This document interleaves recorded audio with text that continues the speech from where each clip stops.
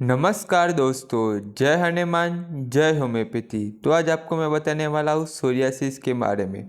तो मेरा योगेश आपका होम्योपैथी वाला में हार्दिक हार्दिक स्वागत करता हूँ। तो यहाँ पे आप देख सकते हो कि कुछ सोरियासिस के पीक दिए गए हैं। तो सबसे पहले हम बात करने वाले हैं कि व्हाट इज सोरियासिस।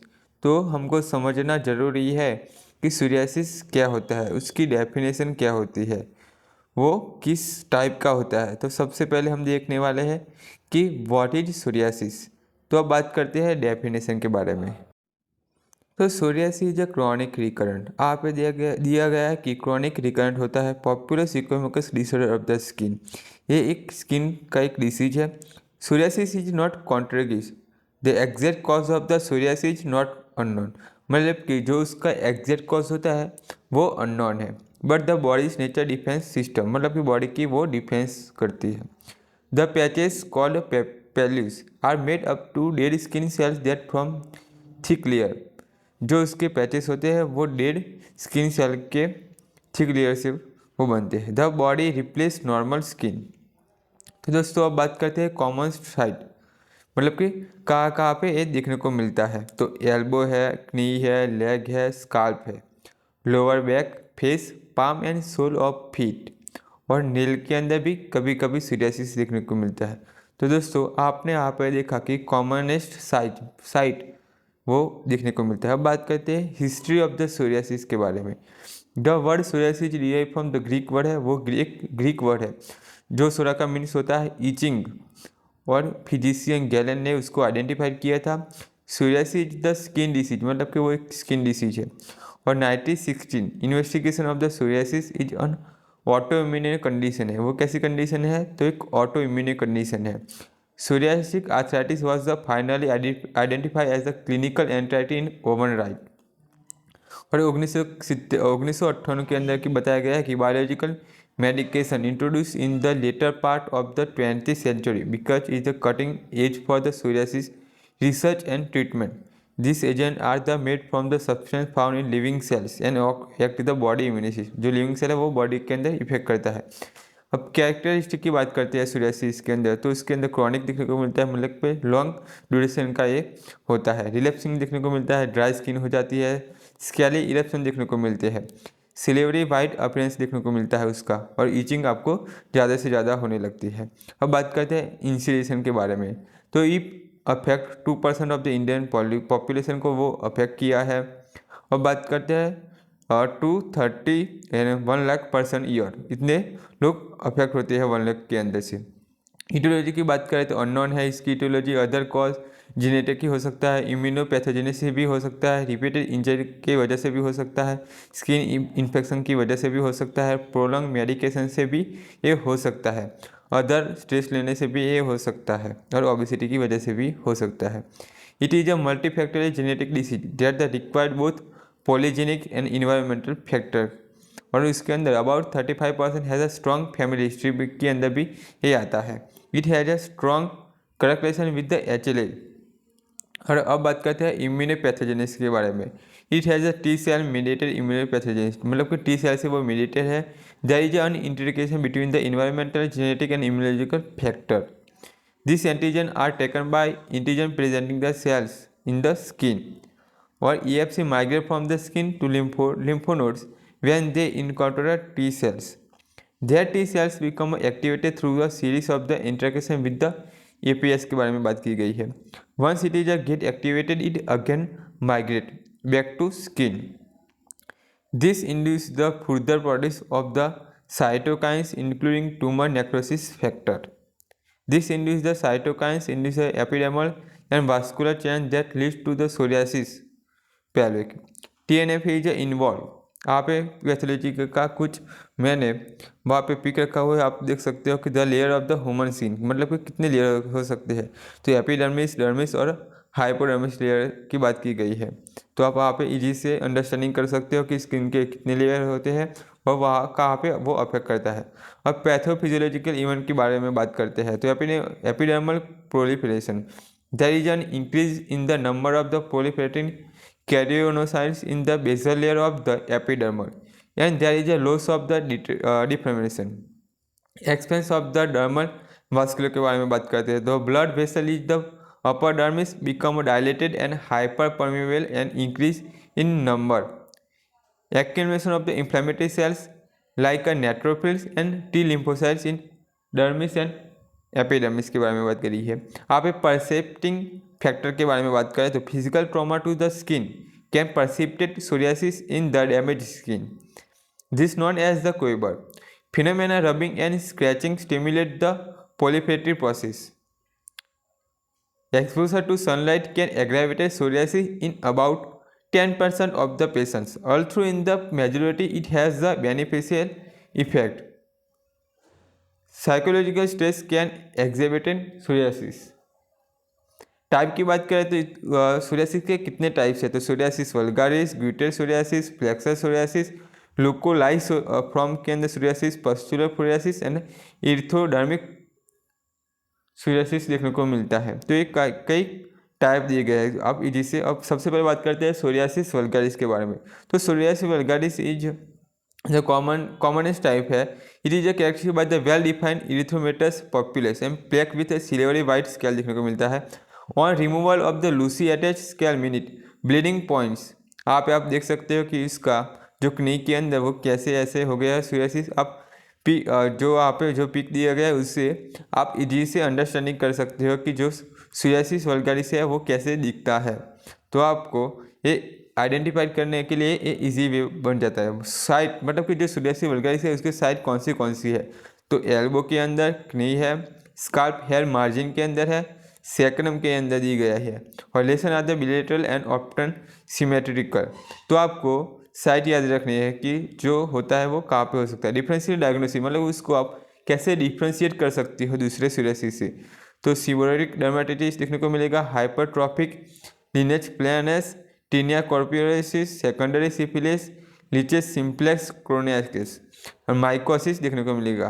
अब बात करते हैं ग्लूटेस सोरियासिस के बारे में, जो बैक के साइड वो देखने को मिलता है। आप पिक्चर के अंदर देख सकते हो कि वो अलग अलग साइड पे दिया गया है कि वो कैसे दिखता है। तो आपको आइडेंटिफाई करने के अंदर एकदम इजी रहेगा। तो अब बात करते हैं कि this form is a less common, only about 10% of the patients have this type. Gluten psoriasis is the often appear after the someone suffer from staphylococcus sore throat. It commonly start in childhood adolescence with acute symmetrical eruptions of the shower of the small population, usually on the trunk. The prognosis is good with spontaneous resolution but may involve into chronic plaque psoriasis.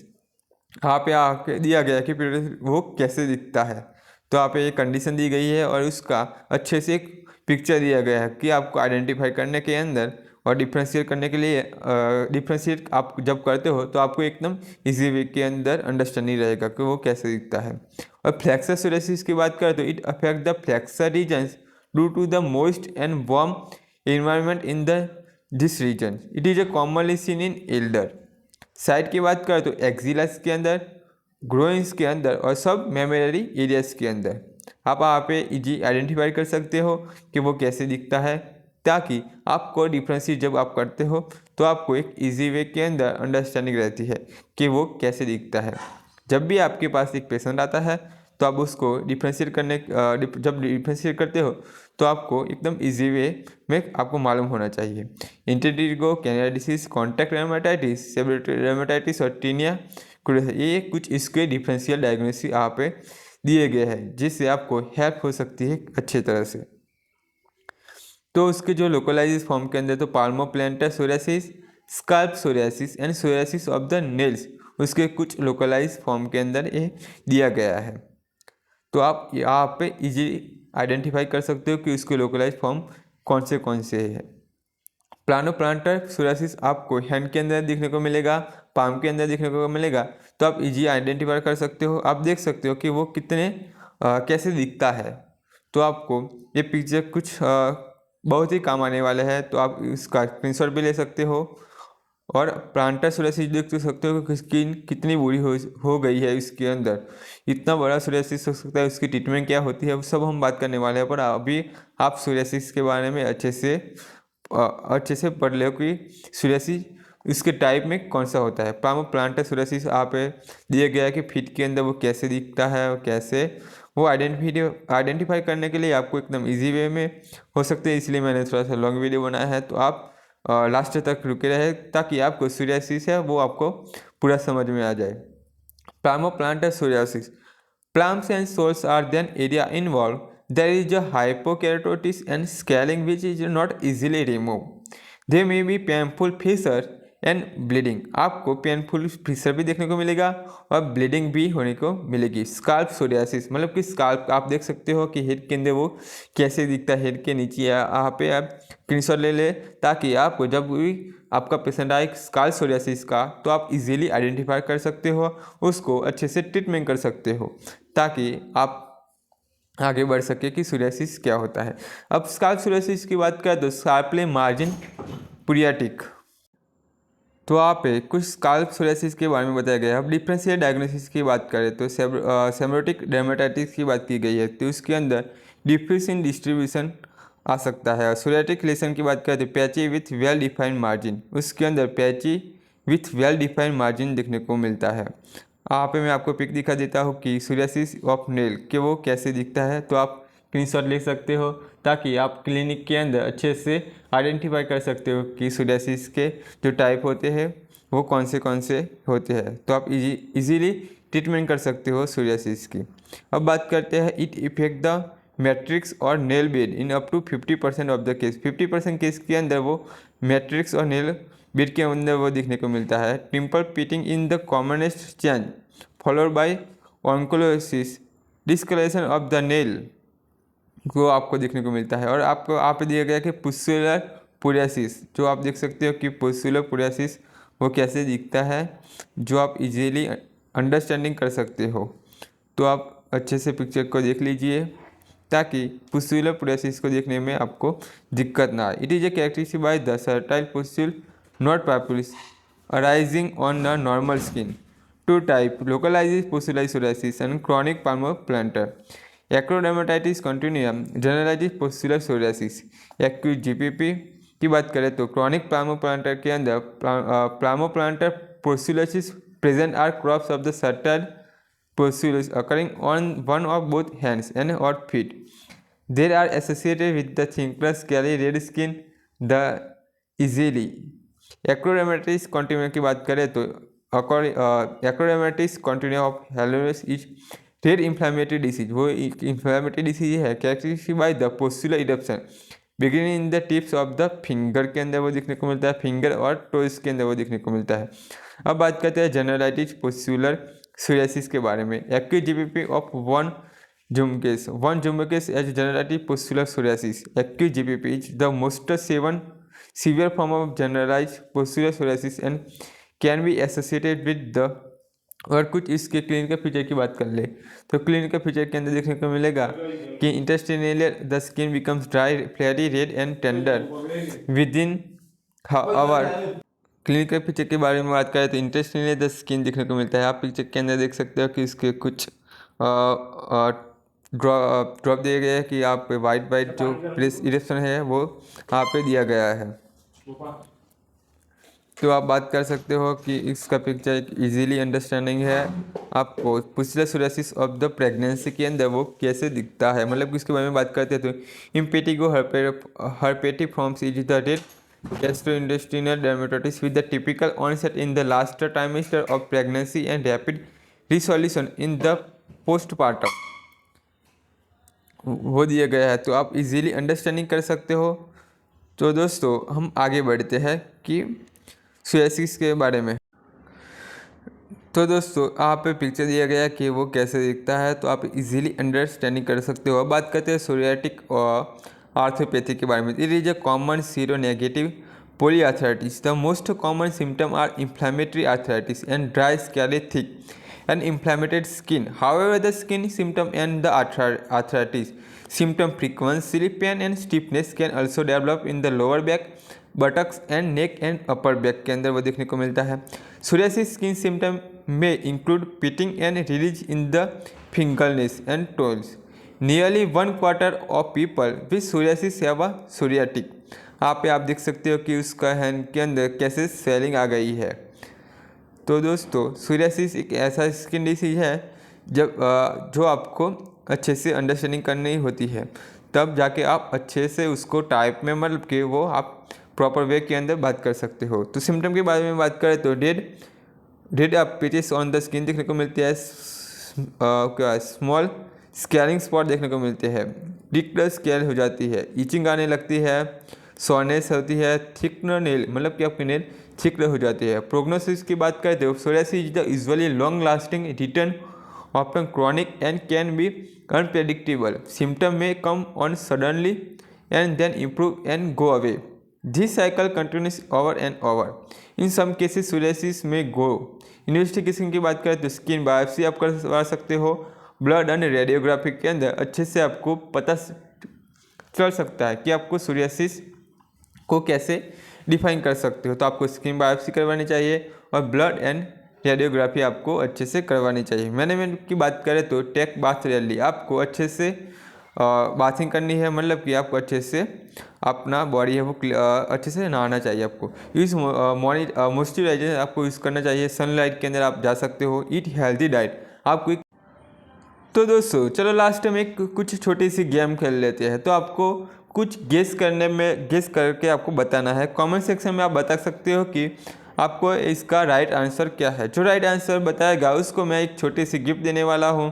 तो दोस्तों सबसे पहले आपको मैं एक picture दिखाने वाला हूँ, तो आप कमेंट सेक्शन में बताइए कि इस किसका पिक्चर है, मतलब कि कौन से सोरियासिस का पिक्चर है। तो दोस्तों जो राइट आंसर देगा उसको मैं एक छोटी सी गिफ्ट देने वाला हूँ। तो जल्दी से कमेंट कीजिए और बताइए कि कौन सी है। अब बात करते हैं कि सोरियाटिक आर्थराइटिस जो होता है उसका वो कैसे दिखता है, तो आप मुझे बता सकते हो कमेंट सेक्शन के अंदर। तो फटाफट कमेंट कीजिए और जल्दी जिसका सबसे पहले आंसर आएगा उसको मैं बताऊँगा। वहाँ पे कुछ पिक्चर दी गई है, मतलब कि एक पिक्चर दी गया है, वो किसका है, मतलब कि किस टाइप का सोरियासिस का है। तो आप सबसे पहले गेस कीजिए और मुझे फटाफट कमेंट सेक्शन के अंदर कमेंट कीजिए। और सबसे पहले जिसकी कमेंट आएगी उसको हम देने वाले हैं एक छोटा सा मस्त गिफ्ट। पुस्सुलर सोरियासिस कैसे दिखता है, मतलब आपको उसके क्लिनिकल फीचर भी आप बता सकते हो, इसके सिम्टम भी आप बता सकते हो। और चाहे तो आप मुझे DM करके उसके पिक भी आप मुझे भेज सकते हो। और यहाँ पे एक पिक्चर दिया गया है, वो आप बता सकते हो कि किसका पिक्चर है, मतलब कि किस टाइप का सोरियासिस का पिक्चर है। तो फटाफट इतने सारे मैंने अपने सवाल दिए गए हैं। तो दोस्तों फटाफट आप कमेंट सेक्शन में जाइए और सबसे पहले इस कमेंट सेक्शन में जो आंसर आएगा उसको मैं देने वाला हूँ छोटा सा गिफ्ट। तो आप सोरियासिस ऑफ नेल का भी आप कुछ सिम्टम बता दीजिए, इसका क्लिनिकल फीचर बता दीजिए। तो दोस्तों आपको सोरियासिस आपको समझ में आया हो तो आप कमेंट सेक्शन में यस या नो आप लिख सकते हो। तो दोस्तों हम ऐसे ही वीडियो लाते रहेंगे, आपको ये सारे सवाल का जवाब देना है कि ये किस टाइप के सोरियासिस का है।